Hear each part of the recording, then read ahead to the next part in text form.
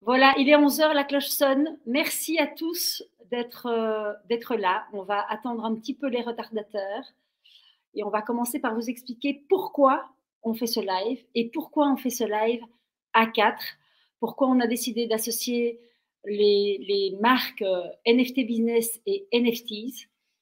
Parce qu'on s'est rendu compte, on a travaillé pas mal ensemble et on s'est rendu compte qu'en fait, on était vraiment très, très complémentaires avec une entité venant du Web 2, passant dans le Web 3 et une entité comme NFTs qui est vraiment crypto-native, blockchain native. On s'est rendu compte, face client, que l'association de compétences était importante et qu'effectivement, le Web 3, ça n'était pas fracturé, il n'y avait pas un fossé entre le Web 2 et le Web 3, mais il y avait bien un trait d'union. Et donc, NFTs Business, c'est le trait d'union pour entrer de la meilleure façon dans le Web 3 et pour assurer une réussite de projet ou de transformation d'entreprise. Parce qu'effectivement, le Web 3, ça n'est pas qu'un projet NFT, ce n'est pas qu'un projet qui part d'un département isolé, c'est une transformation 360 degrés qui part d'un département qui est en général le marketing ou la com, mais on se rendra compte que parfois, plus on avance, plus ça nous surprend l'entreprise et ça rentre par une porte qui était inattendue. Je prends toujours l'exemple de Starbucks, qui finalement est une entreprise internationale, pas du tout intéressée par le Web 3, obligée en quelques mois de changer ses process internes parce que le Salvador a nommé le Bitcoin comme deuxième monnaie légale et donc dans leur process financier, ils ont dû réorganiser leur process financier pour pouvoir accepter cette deuxième monnaie en mode de paiement. Et donc, on se retrouve avec un service financier qui met les mains dans le cambouis, qui se rend compte à quel point le Bitcoin apporte de la facilité dans les transactions internationales. Effectivement, une entreprise comme Starbucks passe ses journées à faire des transactions internationales et à un moment donné, elle se rend compte à quel point utiliser le Bitcoin plutôt qu'une transaction classique en banque apporte des avantages, donc quasi-instantanéité, les frais minimums, etc. Et donc, on se retrouve avec une enseigne internationale qui, effectivement, commence à faire des projets NFT un peu partout. Et donc là, ça part de la verticale métier finance.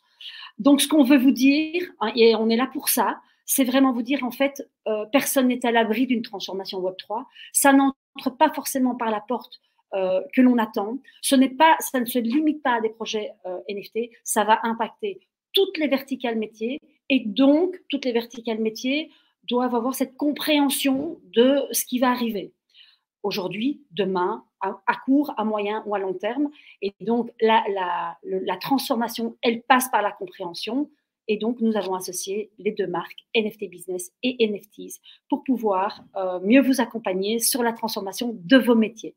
Je vais accueillir Velayen de chez NFTs qui va nous expliquer donc d'abord qui il est et puis qui va nous parler de la transformation de la verticale métier liée au RH.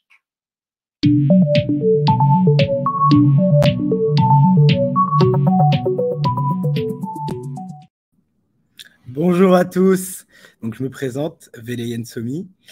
Très brièvement, moi je suis rentré par le scope initial de la finance décentralisée qu'on appelle DeFi dans l'écosystème Web3. Et au fur et à mesure du temps, dans cette transformation technologique, on est arrivé sur différents sujets qui vont être, une fois qu'on est passé du token de la DeFi, notamment NFT, et maintenant dans le futur, c'est une solution d'infrastructure. Donc si on rentre sur le premier métier qui peut être impacté directement lorsqu'une entreprise veut se lancer dans le Web3, ça va être tout ce qui touche l'homme. Parce que pour lancer des projets, il faut des hommes. Et donc, les ressources humaines sont un des premiers pôles sur qui des questionnements vont se créer. Les questionnements qui sont phares vont être, est-ce qu'il faut internaliser ou externaliser de la compétence, déjà, en fonction de l'avancement d'un projet? Quels sont les métiers du Web3, très concrètement, parce qu'il y a plein de métiers qui se sont créés, que ce soit dans le NFT, dans le métaverse, ou même plus simplement dans l'infrastructure, la compliance. Et on va lister justement, on va aller métier par métier. Et enfin, comment trouver des profils? Est-ce que c'est les mêmes stratégies de chasse qu'on puisse aborder classiquement? Et la dernière question qui resterait comme au cœur de toutes les entreprises, c'est quelles sont les gammes tarifaires et combien paye-t-on quelqu'un ce qu'on veut internaliser pour le Web3? Donc ça, pour moi, c'est la première parenthèse métier qui va être impactée lors d'une transformation digitale, notamment avec le Web3, l'ARH. Génial. Parfait. Ben, donc, beaucoup de choses à dire sur le RH, métier qui va aussi être impacté. Maintenant, on va passer à Jordan. Jordan, en 2 minutes, est-ce que tu peux te présenter, expliquer donc ce que tu fais au sein d'NFTs et nous parler donc de la verticalité liée à la sécurité en entreprise et donc à la cybersécurité? Bien sûr. Alors, enchanté. Évidemment, avec Véléienne, j'ai également fondé NFTs. Et je m'intéresse particulièrement au sujet un petit peu, entre guillemets, non attractif du Web3, ce qui inclut, entre guillemets, la complexité d'intégrer de manière fluide les enjeux de cybersécurité du Web2 à de nouvelles thématiques.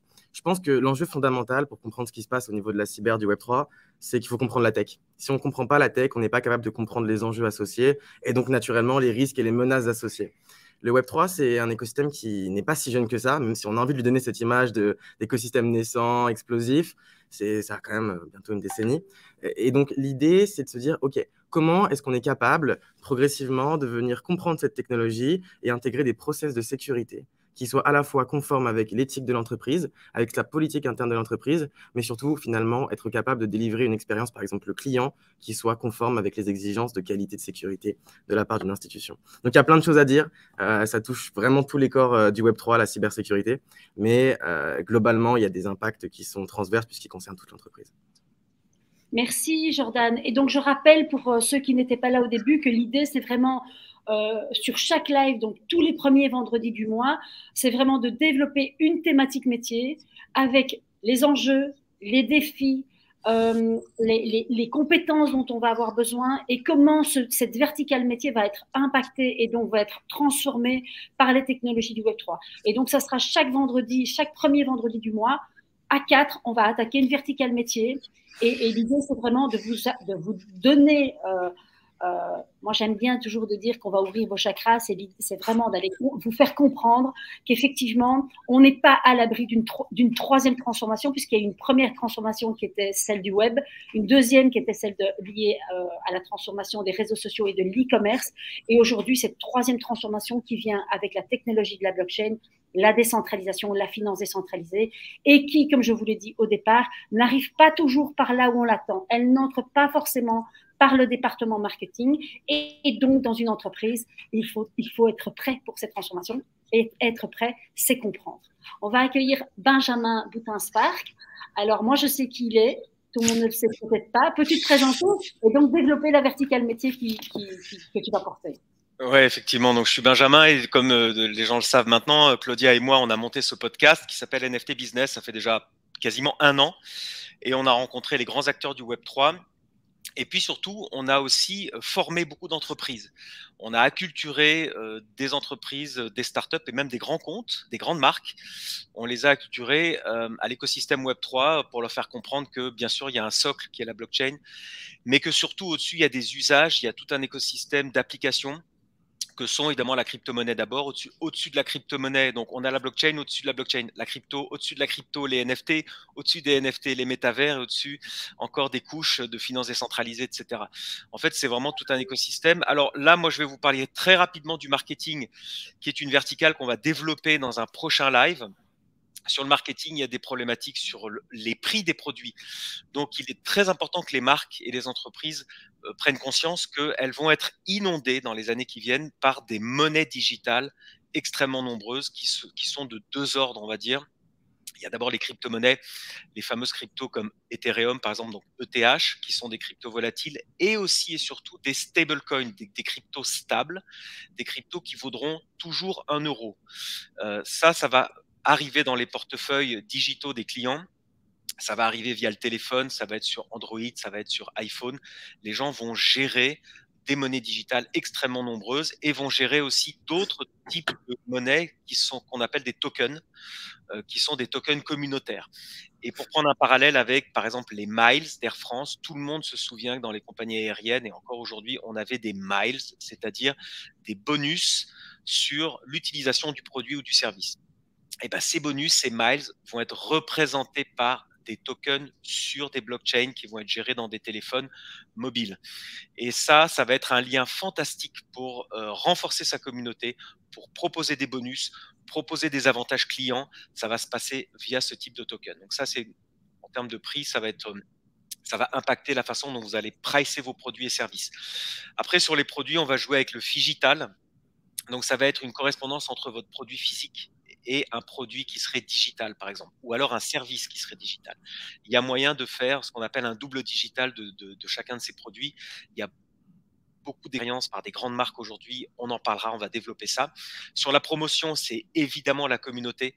L'aspect communautaire est fondamental dans le Web3. C'est même la pierre angulaire du Web3, ça va être la communauté. Comment je vais parler à ma communauté, comment je vais les faire interagir entre eux aussi.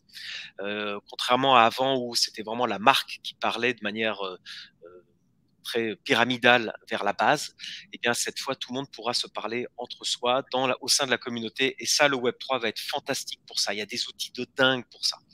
Sur le lieu de vente, où est-ce que vous allez vendre vos produits et vos services? Eh bien, vous allez pouvoir explorer des lieux de vente digitaux, ce qu'on appelle le métavers. Mais avant ça, des lieux de vente virtuels, ça peut être un site web amélioré, ça peut être un site web au Web3 avec un Wallet Connect, etc. Vous allez pouvoir explorer ça. Et puis, bien sûr, sur les gens qui vous allez cibler, vous allez pouvoir commencer à cibler soit les crypto natives, les NFT natives, ou alors vous pouvez aller choisir de onboarder votre site traditionnel. Il y a beaucoup d'outils pour ça. On peut vous aider, on peut vous accompagner. En tout cas, je vais montrer plein d'exemples dans cette verticale métier lors d'un prochain live. Voilà, désolé, j'avais coupé le son. Merci Benjamin. Alors, Véléienne et Jordan, d'ailleurs, je pense qu'en fait, on avait décidé de faire un live hyper structuré pour ne pas prendre pas prendre trop de temps aux auditeurs, mais je pense qu'effectivement, vous pouvez enrichir au fur et à mesure si vous avez des choses à ajouter. Oui, bien sûr. Voilà, donc sur la verticale marketing, parce qu'elle est quand même très, très importante, est-ce que vous avez des choses à ajouter? Ouais, je dirais qu'en fait, que d'un point de vue métier, il y a un énorme enjeu lorsqu'une marque dite Web 2, qui est une marque assez classique du coup, se lance. En fait, c'est des enjeux de branding. Si aujourd'hui je suis une marque, si je me lance dans le Web 3, j'ai un enjeu de propriété intellectuelle qui va se poser, parce qu'on le voit, en fait, ok, c'est génial les NFT, mais lorsqu'un bordé peut être réutilisé et qu'il y a une exploitation commerciale qui puisse être faite de son image, il y a quand même des questions qui se posent. Donc, à partir du moment où les marques sont historiques par nature, et donc que leurs propriétés intellectuelles sont basées sur l'image qu'ils ont créée, en fait, les enjeux métiers qui vont être associés à ce niveau-là, c'est de se dire comment j'arrive à concilier ce qu'on va appeler le branding dans le monde classique et ce qu'on pourrait appeler le méta-branding dans le monde du Web3, qui vont être, comme le disait Benjamin, tous les autres outils, toutes les autres actions qui vont développer mon image au sein d'une communauté très nichée, très spécifique, parce qu'il faut quand même le rappeler, aujourd'hui, le nombre de personnes détenant des crypto-monnaies dans le monde entier, on est à 1%, on n'est pas beaucoup plus. Donc, je rajouterais juste ça quand même sur la partie marketing. Ce sont quand même des enjeux importants. Et effectivement, un des points qui est très avenant par du Web3, c'est de permettre de créer une proximité. Donc voilà, les enjeux, ça va être une nouvelle manière de communiquer, d'autres codes qui vont peut-être sortir des sentiers battus classiques. Et on le verra aussi plus tard, une autre manière aussi d'aborder la donnée. Ce qui nous fait une petite transition avec… Attends, moi je voudrais bien ajouter quelque chose quand même qui, à mon avis, est hyper intéressant et hyper nécessaire à comprendre.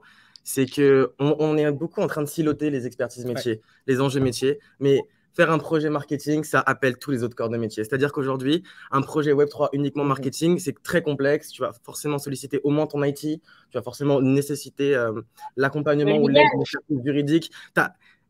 Chaque corps métier appelle les autres, en fait. C'est un système en cascade. Donc aujourd'hui, c'est effectivement très intéressant de comprendre les enjeux qui sont propres à chaque dynamique. Mais il faut garder en tête que c'est une forme d'intrication. On l'a vu à travers les différents projets qu'on a accompagnés ou même à travers les différentes formations qu'on a pu exécuter auprès d'institutionnels.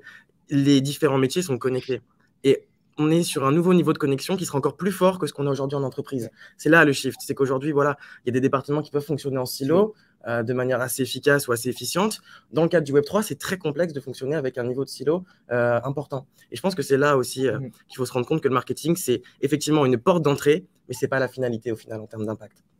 Exactement. Et ça me fait penser qu'on a oublié une verticale métier, parce que je viens de voir un petit commentaire de Mathieu Kinou, qui, comme on le sait tous les quatre, est la pierre angulaire des projets et du Web3 en entreprise, c'est la verticale métier légale qui, elle, doit être transversale. Et donc ça, on peut la rajouter sur notre to-do parce que souvent, on se rend compte, et en travaillant tous les quatre, on s'en est rendu compte, on a des clients qui arrivent avec des idées de projet et ils n'ont absolument pas pensé au légal, alors que c'est la base. C'est comment est-ce que je vais considérer mon projet? Est-ce que c'est un actif numérique? Est-ce que c'est et donc là, c'est toutes les facettes et toutes les possibilités qui sont à analyser. Parce que ça va déterminer plein d'autres choses et ça va impacter plein d'autres choses au fur et à mesure du projet. Tu as raison, Claudia. J'aimerais juste aussi alors rendre hommage à Mathieu Quignou, qui nous a fait nous rencontrer, donc qui est notre pierre angulaire à nous. À nous quatre. Précisons que Mathieu est un expert, donc c'est un avocat, un juriste, un expert des problématiques blockchain et Web3 par rapport au légal.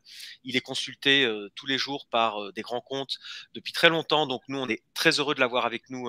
On le consulte très régulièrement. Sachez que tout le monde doit savoir qu'on peut mettre dans un smart contract pour un NFT, on peut mettre des conditions générales de vente et ça change tout. C'est-à-dire que et on doit évidemment, parce que quand on va devant un juge du monde réel, un juge classique, il va regarder le juge les conditions générales de vente dans le smart contract. Et ça change tout par rapport à votre produit, la relation client, le produit que vous vendez, le prix, etc. Voilà. Exact. Et donc, on va faire le lien évidemment avec un département qui, quelle que soit la porte d'entrée du Web3 dans l'entreprise, va être impacté. C'est le département finance. Et donc ça, c'est Véléienne qui va nous en parler. Effectivement, en fait, au niveau de la finance, il va y avoir plusieurs enjeux. Un, si demain je reçois des crypto-monnaies, comment je les gère? Quelles sont l'origine de ces crypto-monnaies? D'où proviennent-elles? Est-ce qu'elles ont participé à faire du blanchiment d'argent? Est-ce qu'ils ont potentiellement participé dans du terrorisme? Donc, en fait, il va y avoir plusieurs niveaux. Il y a un premier layer, c'est de se dire, OK, si on reçoit des fonds, je dois être capable d'aller regarder et de tracer d'où ils viennent, sauf que ce n'est pas les mêmes méthodes que d'habitude. Donc, ça va être un premier enjeu. On a un deuxième enjeu qui va être de se dire, je vais avoir plusieurs types de flux financiers et je vais rendre à César ce qui est à César, ce que Jordan a nommé la walletologie.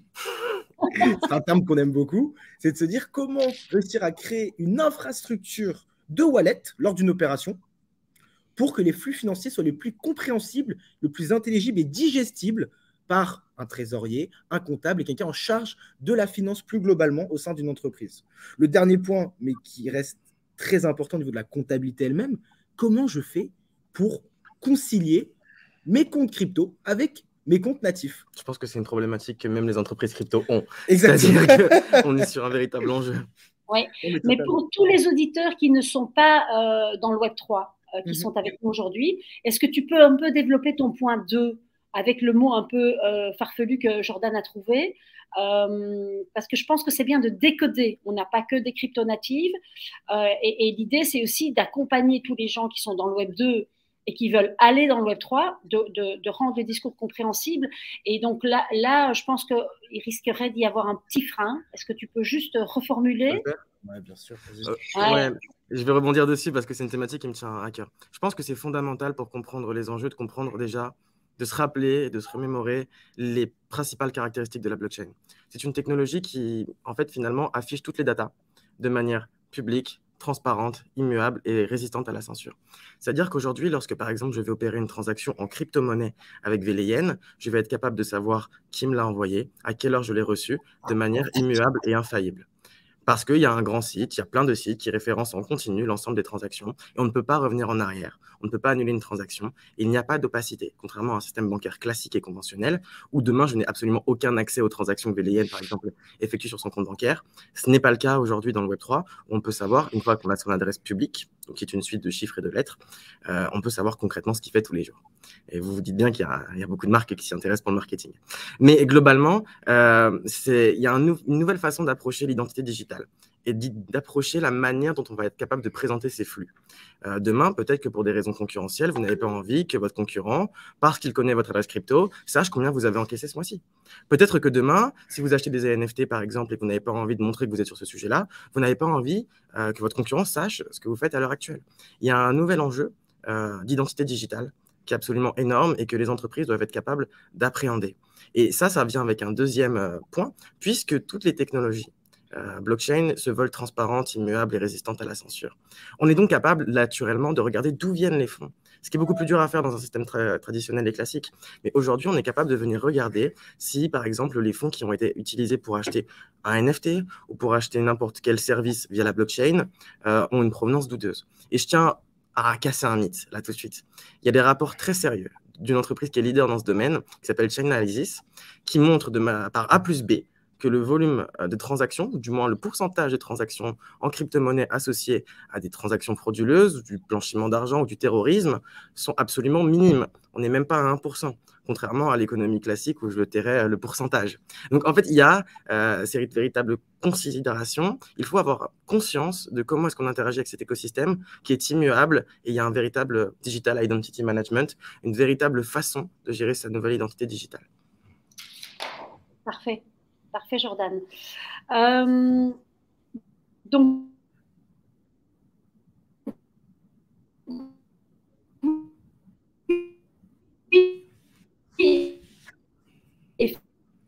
effectivement, ça suscite plein de questionnements. Et donc, je rappelle pour ceux qui n'étaient pas là au début que nous allons déployer donc, chaque premier vendredi du mois une thématique, donc une verticale métier avec donc, tous les enjeux, les problématiques et les défis qui vous attendent à court, à moyen et à long terme en entrant sur le Web3.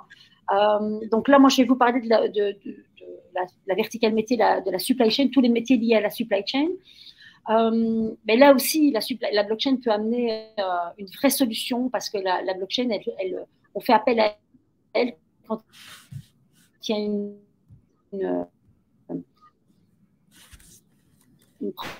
problématique de confiance. Oui, il y a un problème à quelque niveau que ça soit. C'est important. Il y a un problème sur le réseau, Claudia, là. Je pense qu'elle ne s'en rend pas compte en plus. Non. Elle ne s'en rend pas compte. Attends, non, elle doit se demander pourquoi ils ne me répondent pas. Tu nous entends ou pas? Oui. Okay, pour moi, tout OK. C'est revenu, mais nous, on n'entendait rien en fait. Vous m'entendez là? Oui, là maintenant, c'est bon.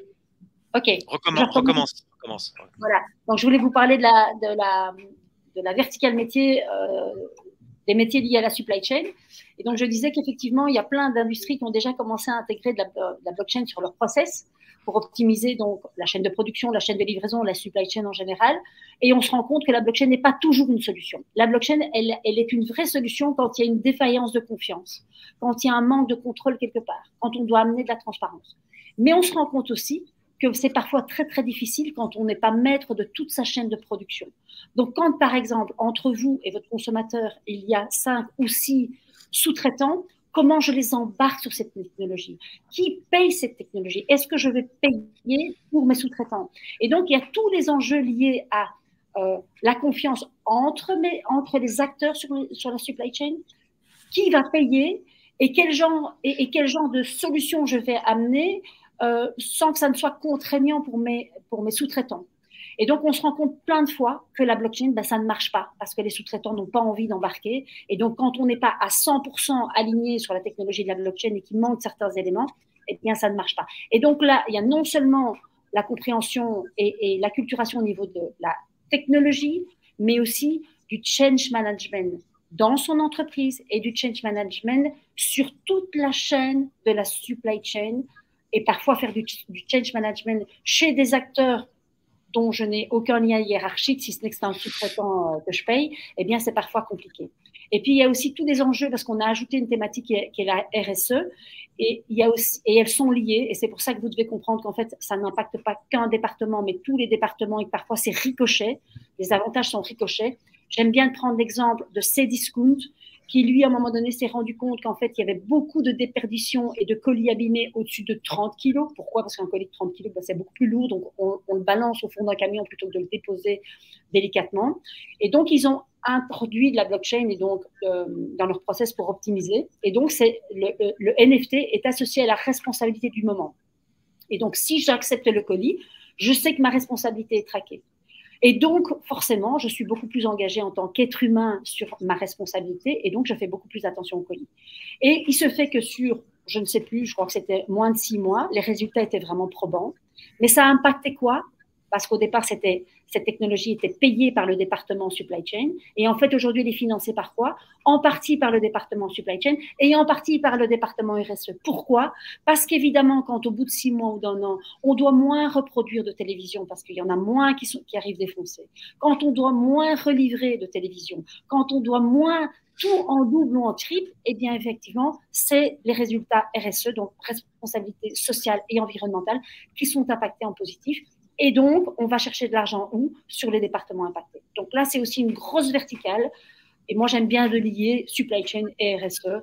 Voilà, donc ça, c'est ma verticale. L'autre verticale métier, c'est laquelle? C'est l'événementiel par Benjamin Spark.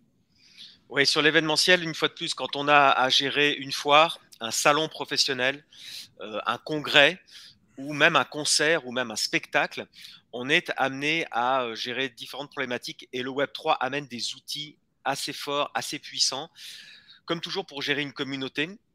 Donc on s'aperçoit par exemple que sur les concerts, on a vu le festival Coachella, qui est un festival de musique en Californie, qui a proposé un pass à vie, donc on peut toute sa vie rentrer gratuitement, enfin une fois qu'on a payé son pass, on peut rentrer dans ce concert, et puis on s'aperçoit qu'il y a la communauté qui s'empare de ce genre de pass, et ce pass est transféré d'une communauté à une autre, enfin, entre personnes au sein de la communauté, et ça crée un effet démultiplicateur de l'impact qu'on peut avoir sur un concert comme ça. Alors il y a la blockchain sur le ticketing, évidemment, sur la sécurisation des billets, sur la billetterie, donc ça commence à arriver fortement. Et puis, on peut aussi imaginer le NFT souvenir, c'est-à-dire le billet, le ticket d'accès au concert qui restera en souvenir dans son wallet avec un visuel assez fort. Et on se retrouve dans l'idée du concert il y a 40 ans, quand on allait au concert, on gardait son billet parce qu'il était imprimé sur un beau papier, tout en couleur, etc. Et ça, c'est le NFT souvenir qui peut être aussi très fort en termes d'impact communautaire pour gérer sa communauté sur après un Twitter ou un Discord en disant tu étais au concert, moi aussi. En termes événementiels, c'est vraiment fort. Et puis, il y a la notion, comme toujours, de phygital, j'en parlais dans le marketing. Son événement, est-ce que maintenant, on le fait uniquement en physique, uniquement en virtuel, ou est-ce qu'on associe les deux? Par exemple, aujourd'hui, avec la réalité augmentée, qui peut se faire via un smartphone ou progressivement via les Apple Glass, hein, quand ça va sortir ça dans quelques mois, on pourra vivre un événement physique, mais en même temps mettre son téléphone devant et sur la scène vont interagir des éléments 3D qui vont arriver, qui vont agir avec la vie physique, avec le spectacle réel. On peut imaginer des choses très fortes et pareil en termes de communauté, ça peut générer des impacts très forts. Sur le back-office, la blockchain est très puissante pour coordonner des centaines de fournisseurs. Quand on gère un événement, on a des fournisseurs dans le catering, on a des fournisseurs dans les lumières, le son, la technique. Tous ces fournisseurs peuvent être coordonnés via une blockchain. C'est-à-dire qu'au moins tout le monde a la même information au même moment et validée par la blockchain. Personne ne peut dire « Ah non, mais moi, j'avais pas eu cette info, moi, je pensais que, on m'avait dit que ». C'est des problématiques qu'on retrouve tout le temps dans l'événementiel. Et cette fois, on peut les régler avec des outils Web3 qui sont très puissants. Et pour finir, on récompense les gens qui sont venus sur un événement avec quoi? Avec un NFT. Nous, on en a fait un, ça s'appelle un POAP. P-O-A-P, ça s'appelle un Proof of Attendance. Donc en français, ça veut dire on vous donne la preuve que vous êtes venu participer à notre événement. On en a fait un pour le live. Aujourd'hui, vous allez recevoir un POAP. Je ne sais plus quelle est la méthode. Je pense que ça va être un QR code que vous allez scanner flasher avec votre téléphone. Et vous allez recevoir un NFT qui va prouver que vous étiez avec nous dans ce live. Et donc ça, c'est très fort pour récompenser. J'appelle ça le goodie bag Web3, mais c'est 1000 fois mieux qu'un goodie bag où, vous savez, le goodie bag, c'est un petit sac avec 3 trucs pourris à l'intérieur qu'on jetait une fois arrivé à la maison. Et ben là, le POAP, sur son wallet, on va le garder, on va le montrer sur son OpenSea, on va le montrer sur son Twitter, sur son Instagram en disant « j'y étais et je suis fier d'avoir ce POAP ». Et même, je vais te dire, dans 1 an, quand on fêtera les 1 an de NFT Business et NFTs, on peut être une soirée où toutes les personnes qui ont ce premier POAP seront les seules à participer avec nous. Exact, on fera un meet-up. Exact. Et alors, Jordan, je suis désolée, j'ai donné la parole à Benjamin, mais en fait, Non, il n'y a pas de souci. Je vais enchaîner avec le RSE et j'ai embarqué le RSE avec Non, moi. Donc, oui, j'aimerais que tu ajoutes des choses sur le RSE parce que je sais que c'est un secteur qui te tient à cœur aussi. Alors, je pense que tu as dit beaucoup de choses, puisqu'en fait, finalement, le RSE, c'est pas très facile de l'isoler, hein, puisqu'encore une fois, ça concerne tout, hein, le marketing, l'IT. Je pense qu'il faut voir le RSE dans une formule globale d'éthique, en fait. C'est surtout ça l'enjeu, c'est comment est-ce qu'on arrive à cadrer en termes d'éthique ce qu'on est en train de faire dans le Web3. Il y a un premier constat, c'est que il est bien connu de la part des médias que le Bitcoin et toutes les blockchains sont activement en train de détruire toutes les forêts du monde. Il faut déjà prendre un peu d'altitude là-dessus, se dire, OK, c'est quoi l'impact énergétique que je vais avoir avec une solution blockchain? Est-ce que je vais vraiment être à des niveaux de consommation énormes et ahurissants comme ce qu'on dit de manière courante, ou est-ce que finalement il y a une autre réalité qui se cache? Et pour ça, il faut comprendre la tech, encore une fois, et quand on comprend la tech, on comprend que selon la blockchain que tu vas utiliser, ton impact environnemental peut passer du simple au quintuple, voire vraiment beaucoup, beaucoup plus. Il y a des blockchains qui sont très écologiques. On a par exemple une blockchain qui s'appelle Tezos, qui est extrêmement, entre guillemets, propre, la green blockchain. Donc, il faut savoir aussi de quoi on parle. C'est le premier enjeu.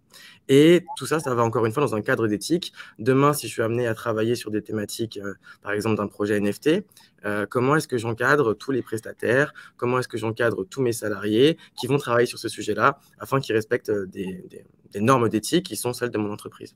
Et ça, c'est des vrais enjeux. Et encore une fois, c'est très compliqué de l'isoler en silo, mais ça a ses propres enjeux et ses propres, entre guillemets, considérations. Ouais, génial. Intéressant, intéressant. Donc, encore une belle preuve que tout est interconnecté et que donc, c'est une transformation transversale. Avec du change management, on oublie souvent que la transformation, elle va avec l'accompagnement des gens dans la compréhension, mais aussi dans le changement.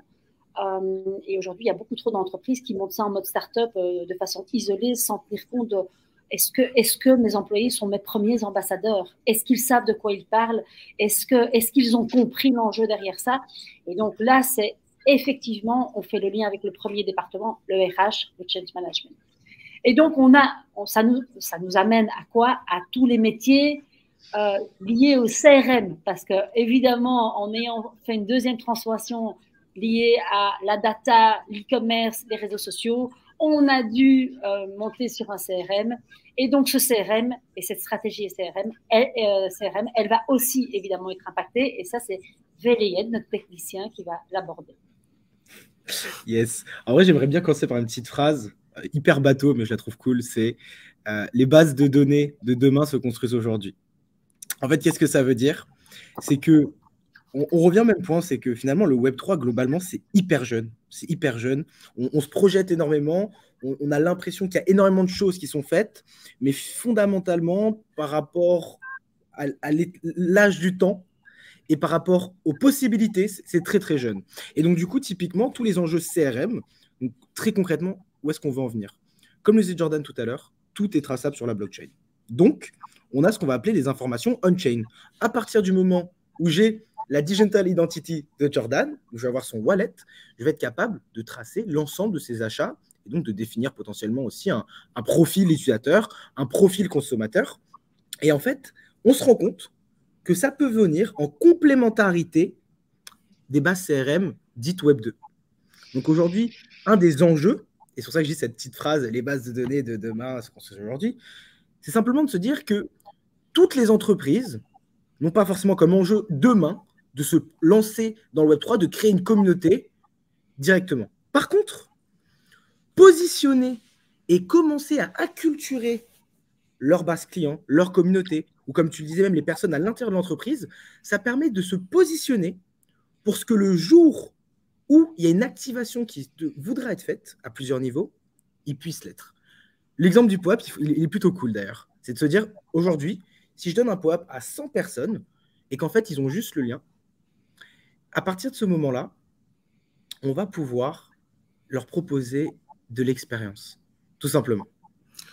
Et je pense qu'il y a aussi, je me permets de rebondir parce que et Mathieu Quignou sera particulièrement ravi de m'entendre dire ça, mais il y a évidemment des enjeux RGPD absolus sur ces considérations-là. C'est-à-dire, naturellement, de manière crypto-native et historiquement, on aura peut-être l'occasion de le voir plus en détail, mais le fait d'aller regarder qui a par exemple tel NFT pour le targeter, entre guillemets, ça existe depuis toujours. dans le Web3. C'est d'ailleurs souvent lié à de la concurrence déloyale, hein, mais ça a toujours existé par caractère intrinsèque de transparence de la technologie. Aujourd'hui, si on veut aller vers ce genre de, entre guillemets, de pratique, ce qui est intéressant, hein, ce qui propose beaucoup d'avantages, il faut être également capable de faire encore une fois appel à une expertise juridique afin de cadrer notamment la protection des données, le respect de la vie privée et surtout dans une technologie qui s'y prête pas du tout. Vous savez, dans les RGPD, il y a un droit fondamental qui est le droit à l'oubli. Le droit à l'oubli n'existe pas dans une technologie transparente et immuable résistante à la censure. Donc, il y a un énorme challenge sur le CRM, encore une fois, qui va encore plus loin que le simple enjeu métier du CRM. Et encore un exemple, à mon avis, du fait que c'est extrêmement transverse. Oui, et aussi, ça pose la question de la data. C'est si demain, en tant que marque, je ne peux plus traquer la data, acheter de la data à Google, acheter de la data à Facebook, la data, je vais l'utiliser et l'exploiter comment? Et donc là, on fait le lien avec le marketing qui, lui, fait la relation client. C'est comment je vais engager ma communauté pour qu'elle ait envie de me donner sa data. C'est-à-dire qu'aujourd'hui, on parle de transparence, mais demain, les marques, elles vont être obligées de faire ce qu'elles disent et de dire ce qu'elles font. Parce que pourquoi est-ce que j'irais donner ma data à Decathlon alors qu'elle fait travailler des enfants en Inde? Je ne crois pas aux valeurs de Decathlon, donc je ne donnerai pas ma data. La data qui a été collectée avec une combinaison haptique et qui a capté toute ma donnée. Donc c'est tout l'enjeu de la donnée, de la protection de la donnée, mais aussi de l'engagement vis-à-vis de la marque. C'est est-ce que j'ai confiance, moi, en tant que consommateur, pour à un moment donné céder ma data et je veux aujourd'hui que ma data soit exploitée en connaissance de cause. Qu'est-ce que vous allez faire avec? Et combien de temps? C'est vrai que Claudia, pardon, parce que tu parles de combinaisons haptiques, pour les gens qui ne savent pas, c'est des combinaisons qui ont des capteurs sur tout le corps humain. En fait, c'est des combinaisons qu'on se met sur le corps. Alors, il y a les gants haptiques, c'est des gants qu'on met. Ça, c'est pour des expériences en VR. Donc, quand on a les gants haptiques, on peut ressentir le chaud, le froid, les impacts, etc. Mais tu as raison, sur les Apple Watch, les gens adorent qu'on capte les battements du cœur, la pression artérielle, le taux d'oxygène dans le sang. Mais en fait, tout ça est envoyé à Apple. Et Apple peut vendre ses data, en fait. C'est assez incroyable. En fait, c'est de la biométrie. On commence à impacter maintenant la data biométrique des êtres humains. C'est quand même considérable. Et je pense que le Web3 apporte une solution là-dessus. Excuse-moi, Claudia, mais j'ai vraiment envie de rebondir là-dessus. C'est-à-dire que je pense qu'aujourd'hui, il y a aussi, au même titre qu'il y a une nouvelle digital identity qui se crée avec les technologies blockchain, il y a aussi une nouvelle façon de posséder son contenu, de posséder sa data. Il y a des tentatives qui sont extrêmement intéressantes, qui reprennent l'opposé de ce qui est utilisé par exemple en termes d'algorithmes par Twitter, Facebook aujourd'hui, qui tentent de créer une nouvelle forme d'infrastructure sociale où on est en pleine possession de ces data. On est en pleine maîtrise de ce qu'on poste, on est en pleine maîtrise de ce qu'on reçoit. Et ça, c'est des nouvelles thématiques qui sont en train d'être développées très fortement au sein du Web3. Demain, le réseau social qui sera utilisé par tout le monde, ce ne sera pas un réseau qui cloisonne sa data. Ce sera un utilisateur qui aura une base follower et qui pourra la prendre de son Twitter jusqu'à son LinkedIn, jusqu'à son Facebook, jusqu'à son YouTube. Et c'est ça vers quoi on tend aujourd'hui, à mon avis, avec le Web3. Elle est là, la source d'innovation. Et c'est là où il faut se rendre compte que le data empowerment, le fait de pouvoir rendre la data aux gens, c'est un enjeu qui, finalement, si on néglige, entre guillemets, le droit à l'oubli, se prête plutôt bien au jeu de la blockchain. Oui, alors, et moi, j'aimerais ajouter, Jordan, que j'ai un compte sur Lens. Lens Protocol. Exactement, c'est de Lens dont je parle. Ouais. Voilà, c'est le premier réseau social où on est propriétaire de ses followers. C'est-à-dire que mes followers sur Lens sont dans mon wallet. C'est-à-dire qu'à tout moment, je peux quitter ce réseau social et en aborder un nouveau, et je connecte mon wallet et je récupère tous mes followers. C'est juste incroyable, en fait, comme concept. Avec une maîtrise de la data en plus de la part des utilisateurs. Donc, c'est assez intéressant de voir qu'on y arrive, quoi. Ouais. On arrive à un modèle différent.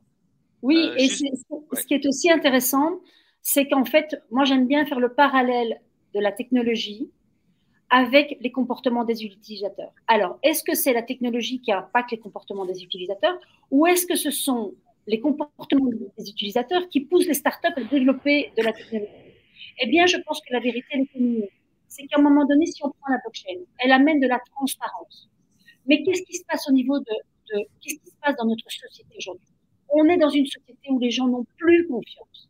Ils abdiquent, ils n'ont plus confiance dans les institutions, dans les États, dans les politiques, dans les tiers de confiance, dans les banques, dans les assurances. Et donc, parce qu'il y a un manque de confiance, On est obligé d'amener de la confiance par de la technologie. Et donc là, je dirais qu'en fait, les gens qui ne sont pas crypto-natifs ou pas blockchain-natifs, ils voient la blockchain comme une technologie. Et moi, qui suis le trait d'union entre le Web 2 et le Web 3, je dis la blockchain, c'est juste une solution technique qui répond à un besoin du terrain. Les gens aujourd'hui, ils ont besoin de retrouver de la confiance. Et ils ne consommeront plus, alors déjà aujourd'hui, mais dans 5 ans, ils ne consommeront plus que si il y a ce capital confiance et donc cette transparence par ricochet. Et donc, c'est tout l'enjeu des marques sur leur stratégie de contenu. Qu'est-ce que je vais raconter? Mais pas que raconter, qu'est-ce que je vais faire? Et donc, par conséquent, qu'est-ce que je vais être? Parce que je ne pourrai plus être différente de ce que je vends. Et donc, c'est tout l'enjeu de la société qui se transforme un petit peu plus chaque jour et qui est complètement décorrélé du cours du Bitcoin, des gros titres de l'actualité, du scandale FTX. Tout ça, ce sont alors je vais en choquer certains, mais ce sont des micro-informations par rapport à ce qui se passe réellement. C'est la société qui se transforme et la blockchain est la technologie qui amènera la solution. On va, ça, Claudia, on va dire que ça va être la conclusion de ce live parce qu'on ne veut pas vous tenir trop longtemps, on veut vous donner un maximum d'infos en un minimum de temps. Voici le QR code que vous devez flasher pour obtenir le POAP, le fameux NFT d'attendance, le NFT qui prouve que vous aurez suivi ce live et que vous rentrerez dans notre communauté. Juste parenthèse, on revient au marketing. On a fait un visuel. Le visuel de ce POAP, c'est un artiste qui l'a fait. Cet artiste, c'est moi, j'en suis très fier. Pour vous dire quoi? Pas pour vous parler de moi, pour vous dire que vous, si vous êtes une marque, faites des collabs avec des artistes, faites des NFT. Regardez, le Printemps, le grand magasin à Paris, a fait une collab avec un artiste pour mettre en valeur leur NFT, qui est un NFT de retail, évidemment. Mais il y a un artiste qui a bossé là-dessus. Faites bosser les artistes, faites des collabs. C'est absolument très fort dans le Web3, ça marche très bien. Donc, flashez ce QR code, récupérez le POAP. Dites-nous ce que vous en pensez, donnez-nous des commentaires aussi. Et puis, en tout cas, on se verra le premier vendredi du mois. On peut peut-être prendre des questions s'il y en a. Est-ce qu'on peut peut-être prendre 2 ou 3 questions s'il y en a? Si vous n'en avez pas ici en direct, vous pouvez nous les poser en message privé sur LinkedIn. Mais s'il y en a dans les commentaires, Théo, si tu en vois, on peut peut-être répondre en direct. Moi, je voudrais juste rebondir sur un commentaire que j'ai vu. À défaut, il y a un commentaire qui est hyper accurate, c'est la maîtrise de la data est illusoire si elle n'est pas révocable. Absolument, je le pense aussi. Je pense que conjointement avec la technologie de blockchain dont on discute, il y a des nouvelles technologies.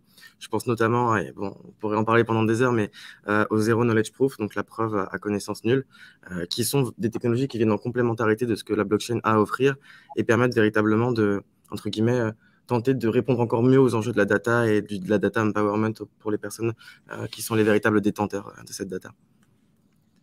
Mais évidemment, et le sujet de la data, malheureusement, on ne peut pas l'aborder en aussi peu de temps. Mais on aura l'occasion. Comme vous l'avez compris, une fois par mois, on va aborder un métier. Et donc, l'ordre du métier, je pense, de la data, là, on pourra aller en profondeur. Parce que je te sens un peu frustré de ne pas pouvoir exprimer pleinement tout ce sujet, mais qui est hyper intéressant pour le coup. Et si jamais il n'y a pas de questions, j'ai envie de dire un grand merci à toutes les personnes qui étaient là pour ce tout premier live de NFT Business et NFTs. Et du coup, le mois prochain, on se voit pour aborder le premier métier. Peut-être on garde la surprise. On garde la surprise. Ouais. À bientôt à tous. Merci pour votre écoute. Et je fais mon auto-promo. Inscrivez-vous, abonnez-vous au podcast NFT Business. Let's go. À bientôt. Bye bye. Salut.